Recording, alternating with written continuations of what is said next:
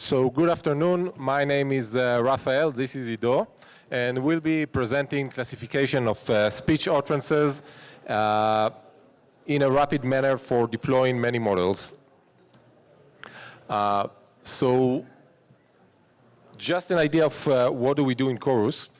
A lot of companies here have sales operations, and most of these sales operations use video conferencing and phone calls in order to sell to customers.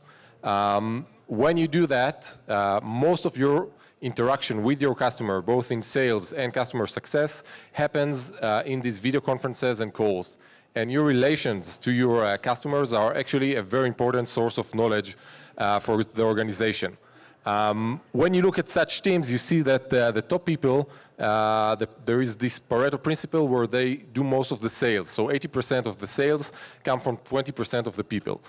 If we were able to push these people a little bit to the right, you'd get a huge gain in sales. The second part is training people. When you hire a new person, it takes 3 to 7 months to train them. This is a really long period to find out that somebody isn't a good salesperson or is not a good fit. And also, if we were able to push this a little bit to the left, you would get a whole quarter of a salesperson who is already selling at full speed. Finally, when you look at the way that deals work, you lose 70 to 80% of deals. If you want to break down why didn't that person want us? Are we saying the wrong thing in the sales process? Do we miss an important feature that our competition has? All of these things are currently locked in these phone calls or video conversations, and we don't have access to them. So what do we do at Chorus? What I'm going to describe today is part of the conversation analytics stack. We have over 200 customers, analyzed over 4 million calls last year, and probably over 10 million by now. And the first part is capturing all of your conversations. Before we begin, we have to do that. So this is an engineering task, not a research task, but having all of your calls captured is already a huge influence for your company. Our system joins hundreds of calls every hour and records them. After we record the call, we connect them to the metadata, which is your CRM or business intelligence information. Connecting that data already allows you to see calls not as recordings in some other platform, but as calls relating to your CRM data. Which calls did I have on the Wyman account? You can go to see them. When did they happen? You can dive into a previous call or see what happened afterwards. And finally, this is analyzed in real time, so we have to be really, really fast and be able to scale. So this was all great about our engineering, but we're going to go into the research, and the next step is to transform the data. So first we have to identify when are people speaking? Is it silence or noise or laughter?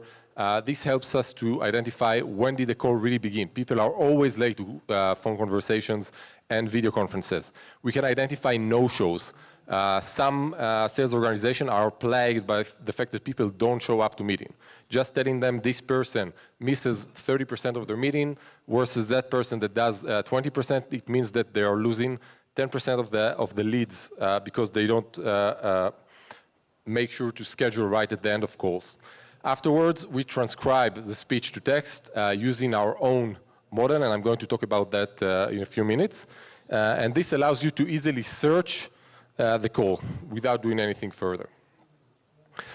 Finally, we need to identify who said what, especially since we are usually recording things as the many in the middle, and also there are multiple people in some of the conference rooms. So we need to know who said what when, and this allows us to listen to where the representative pitched the new feature. So I can go to all of the moments where somebody pitched a feature because I know this is the representative speaking. Or I want to only listen to what the customer said at twice the speed. I'm not talking about crazy AI in the usage end, but if I know when was the customer speaking, I can give you great usability in listening and summarizing the call even manually. Finally, we want to identify topics and get this data into the CRM. This competitor was mentioned 3 times in that call. This call had a discussion of pricing. This call had these next steps set up. Make sure that you follow up on them. And send the person a call digest the minute the call ends, because this is all done live. So what does it look like in production? We have the meeting. We can easily jump to moments. I don't think you can read it from here, but these are next steps when either the customer or the representative promise to do something. So here it says, I'll check into that and I'll send you an update, and we can see when these things happened in the call. We can search the call. We can see who spoke when. We see that here we separated 4 speakers, so you can quickly jump to the person that you want to hear. So instead of having a call locked in some system that recorded it, now you can easily go into the call of the right account and find where somebody said something. So I just want to hear what that global sales director said. I can jump to their sections, and instead of spending an hour listening to a call, which all sales managers end up not doing, I'm listening to just 5 minutes, which are the important ones. Finally, after we had the data transformations, we can provide insights, do some data science, so we can identify which topics sell, we can identify which topics sell for a specific person, what are the bad points for everyone, what are the bad points for someone specific. This helps product as well as coaching.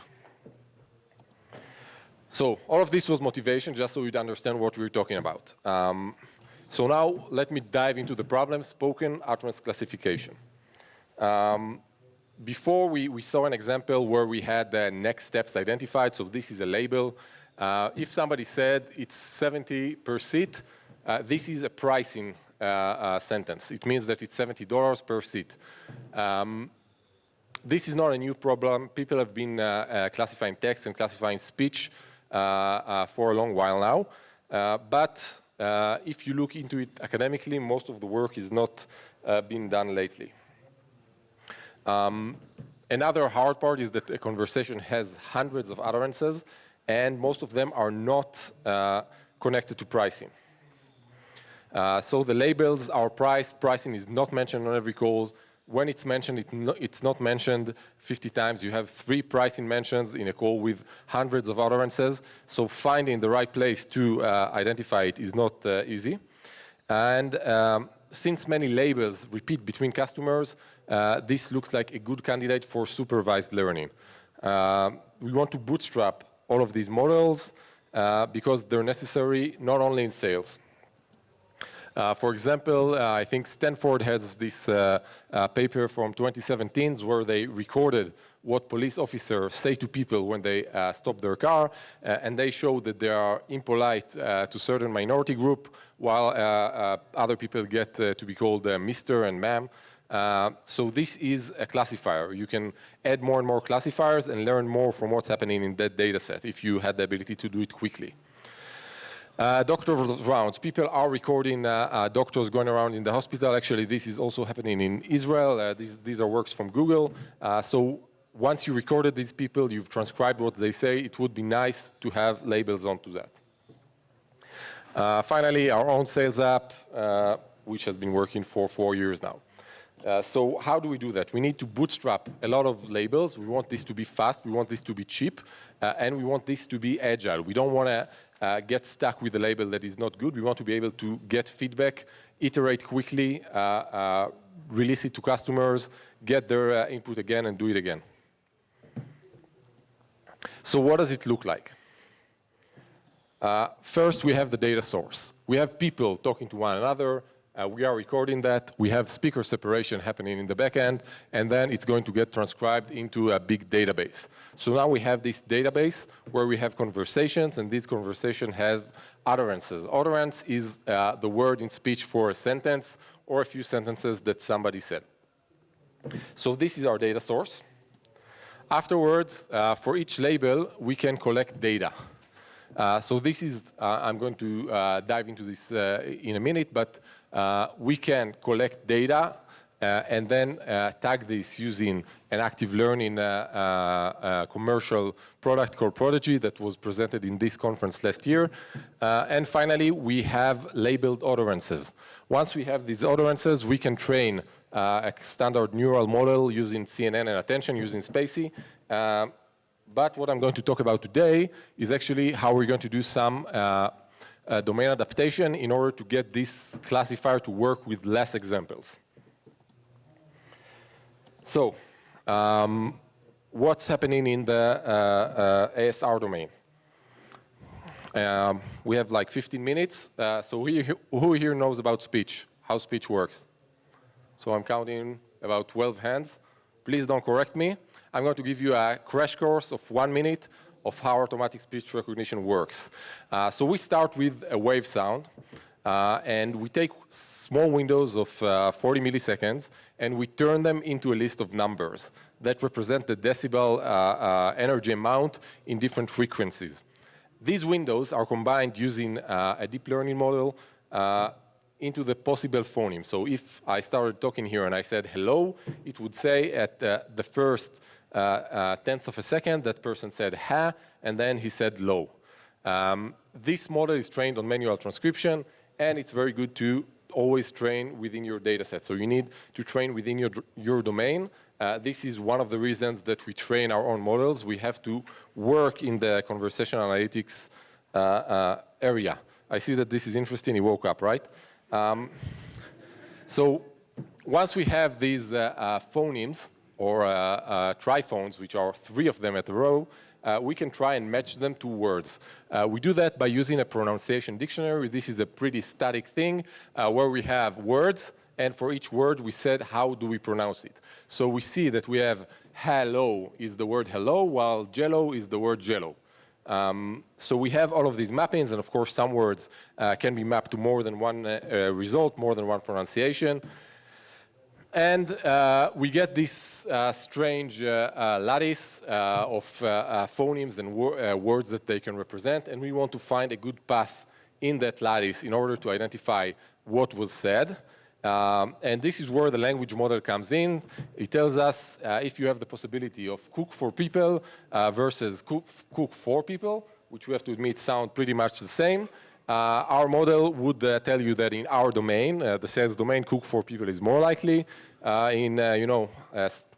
Maybe in other sales domain, we're going to eat your lunch, and you as well. We'll be crushing it. Maybe it makes more sense. This is trained by looking at text generated by a human. You just take a huge chunks of text from your own domain, and you learn the probabilities of that happening. So what do we do in Chorus? Wow, this is too hot. It's bleeding edge, you can't see it.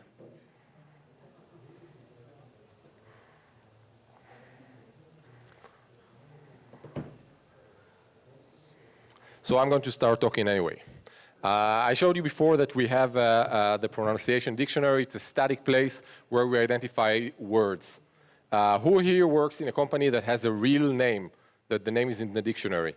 So I work in Chorus. You can find it in the dictionary. When you go in, you can see how people should pronounce it. By the way, Israelis can't pronounce this word. It's really hard. They always go for Chorus or Koru. But, English-speaking people have it easier. But if you work in Apps Flyer or, I don't know, trying to read people's... Nice. Nice is in the dictionary. That's really nice of you. But I think he's interested, but we'll talk about it later. Anyway, I see somebody with a shirt that says people, P-I-P-L, so this is not in the dictionary, and I want to identify this and add this to my pronunciation dictionary. So we have a sec-to-sec network trained on Dynet that is doing that. Wow, this is really like confusing. Yeah, this is harder. So the next bit, I've mentioned that to combine all of the phonemes together, we use a language model. One of the latest advancements in ASR are recurrent neural network language models. And the latest things from the Caldi suite, which we use for ASR, is doing this in lattice. So we don't wait to get cook 4 people and cook 4 people and then rank them. We do it while we decode live. So using the RNNLM in the middle of the pipeline is hard. They solve this, using lots of weird C++ code. And we are already training our own models with that. Well, maybe I'll start writing on the board. So recurrent neural networks allow us not to look at small segments. Classic LMs work. Oh, that's great. I hope you saw it. Read really, really fast. Anyway, yes. No, this was a nice assumption, but I don't think it does the difference. Anyway, so having these neural network models help us have context. The classic language models look at windows of 3 or 4 words, so we can see cook 4 people, how many times it appeared in our database versus cook 4 people, and this gives us a count, but the neural network can look at longer contexts and give us better resolution. Okay.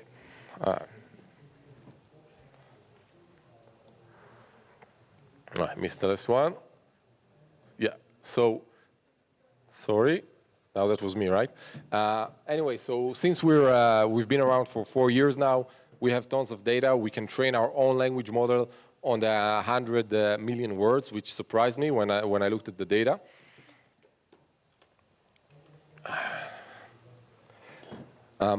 So this was a bit of a deep dive into the ASR model. Our next topic in that map that we can't see, but I'm sure you all have in your head with your great memory, was the active learning environment. If anybody attended the talk here previously, active learning allows you to learn in a way that the model suggests new examples for the tagger in order to get the best learning out of each examples that you tag. The point in our domain and in many other domains, I started out in medical, where we had to get doctors to tag our data, and they were really, really expensive and didn't have a lot of patients. And it's not different in the sales domain. I can't send my data out to some taggers in India, hoping that they would know something about how sales work in the US. So I have to use experts, and this means that we do everything in-house. But yeah, he's allergic to sending data out. It's like small GDPR identifier. Now I'm caught. No, release me. So at least I can see the slides. If you want, we can all stand together and watch the small TV. So how do we start to classify a new topic? So I want to identify next steps. Our approach to this is ask people, what are next steps? Give me 10 examples. We talk to our product people. We talk to sales people. We try to understand what they mean when they say next steps. And then we make this list of keywords that are related to searching for next steps. So one of those keywords would be, I will send you. I'm going to send you. Let me send you. So this is our head of sales. He's like from Boston. And we had to add a whole new vocabulary in order to capture his next steps. So we have these keywords, and we can search. Oh, there it is. There it's gone. Always appreciate it when it's working. So we can start this. All of this great data in the transcribed database is mapped into Elasticsearch, and you can run Lucene queries over this. So I'm going to make this list of if he said, I'll send you, or I'm going to send you, let me send you. And there are only so many verbs that describe next steps. Let's schedule for next week. So we try to get a lot of them, and we create a Lucene query, which returns to us a bunch of things that we may want to tag. And then we use Prodigy active tagging environment in order to tag these. And we can always add new keywords. And at the end of the process, which is very nice, and I'm going to show Prodigy in a second, we get all of the labels. So this is Prodigy. It's a really nice tool from the creators of Spacey.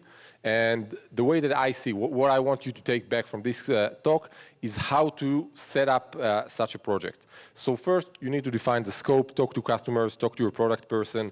Data science is not done in a different room. You have to be connected to the people who are going to be selling and using this. Then we write this weak query that is going to give us a lot of data, including both wrong and right answers. And then we usually have a tagging party. We don't just send this out and say, these people agreed and these people didn't.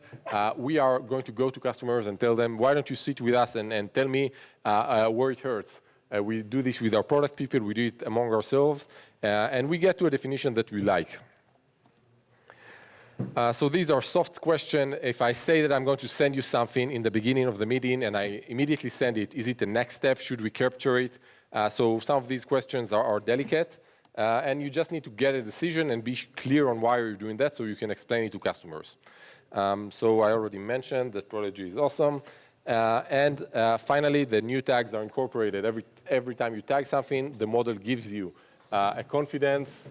This one has a high score, but it tries to find things that have different confidence levels in order to get the learning to work with minimal number of examples. Finally, we're using Spacey. Spacey has a great text classification model called TextCat. I'm out of time, so I'm not going to dive into that, but I'll be happy to explain how it works to people afterwards, because Matthew explained it to me, and it's like really complex and cool. Finally, we want to, all of these CNN attention models start with word embeddings, and we want to get these word embeddings to be better. So how does it work? We have this huge knowledge base of what people say on sales call. We have another huge knowledge base called the World Wide Web, and we want to combine them together to create awesome out-of-the-box embeddings. So we want to have something like BERT or Elmo that helps us scale with a small number of tagged examples. And all of these models from the last 2 years are the latest stage in NLP. They help every model gain up to 3-4% just by adding contextual embedding. Contextual embedding means learning which words appear together on a really huge data set. You see, everybody likes Elmo. This is why NLP word is nice, you know, we have all of these guys. So it's been shown to improve similar problems, but it's super slow. I just said that we are tagging 100 calls at the same time. If we are going to use BERT, it's going to be 10 words a second, which means we are going to pay a lot more to Amazon. I don't know if they're here, but they might be happy, but we won't. This is where we're working with Spacey in order to use their new pre-training model, which tries to do the same thing, but without being very, very slow. So they're calling this laughing language modeling with approximate outputs. They didn't go for a Sesame Street name. And the idea is to use big embedding model pre-trained on the web, very similar to Elmo, and learn a new word representation using LM close style. So we remove one of the words, and you have to guess what it is. We tried this before. We removed the entire screen, and you have to guess what was there. It's harder. If you remove just one word, you know, kids learn like this in school in order to guess what word is there. And this is close style LM. So this allows you to learn what words go together. But instead of predicting a word, we are predicting the words embedding in the bigger model. So instead of being in a discontinuous world, we become in the embedding world, which is continuous. So when I learn something for the word sit, I also learn something for the word sits and etc. This is basically projecting our small world into the bigger embedding web embedding world. This has been done before Prodigy by Yulia Tsvetkov, also Lee et al., and very similar to the architecture showed by Yuval Pinter in Mimic. And our thing here is to train this on two different types of data. So one of them is high confidence utterances with 100 million words, and a similar one where we just pick the utterances at random. And the idea that calls that have better acoustic would better language models. And our idea was correct. So it's slightly better when you use the high confidence one, except especially in this label, which has super noisy data. It's always something that comes up with noise. Yeah, so I'm up just pretty pictures. This is the latest one, so we get a small bump from that. Thank you all for listening.